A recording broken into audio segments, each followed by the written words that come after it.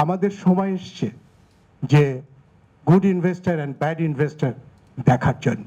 না হলে দেশটা কিন্তু প্রতিবারই বটমলেস বাস্কেট দিয়েই তো আমরা শুরু করেছিলেন আমেরিকানদের সেই ফ্রেজ দিয়ে।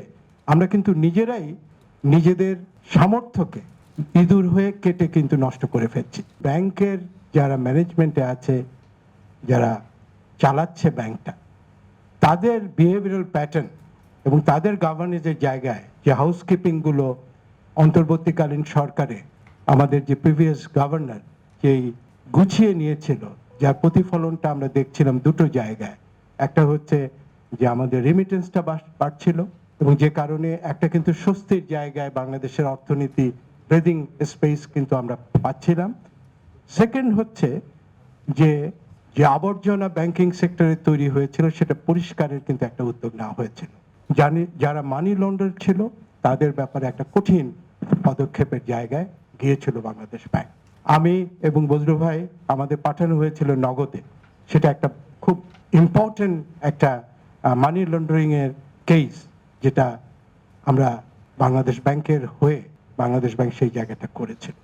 এখন কাজটা করবার কথা হচ্ছে নির্বাচিত সরকারের। তারা কি করছে, তারা কি বার্তা দিচ্ছে? যে 5টা ব্যাংকে, যে ইসলামিক ব্যাংকে যে একত্রীভূত করা হলো এবং সেখানে ইনভেস্ট করা হলো, এবং এখন যারা প্রাক্তন মালিক ছিলেন তাদের যে ফেরত দেওয়ার প্রক্রিয়ায় আইনগুলো হচ্ছে, আমাদের ব্যবসায়ী মহল সেটাকে কিভাবে দেখবেন? কারণ তাদেরও কিন্তু এই জায়গাটা রেসপন্সিবিলিটি আছে। কারণ আমাদের সময় এসছে যে good investor and bad investor দেখার জন্য। না হলে দেশটা কিন্তু প্রতিবারই বটমলেস বাস্কেট দিয়েই তো আমরা শুরু করেছিলেন আমেরিকানদের সেই ফ্রেজ দিয়ে। আমরা কিন্তু নিজেরাই নিজেদের সামর্থ্যকে ইঁদুর হয়ে কেটে কিন্তু নষ্ট করে ফেলছি।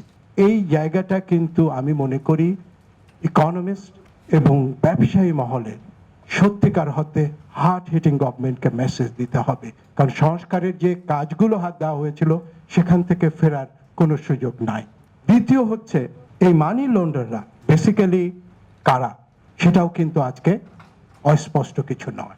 এদের মধ্যে যে ক্রনিটা তৈরি হয়, পলিটিশিয়ান থাকে, আর্মি সিভিল ব্যুরোক্রেসি থাকে, কোর্ট থাকে, কোর্টও এটার অংশ হয়, মিডিয়াও থাকে, ইন্টেলেকচুয়াল গ্রুপসগুলোও থাকে।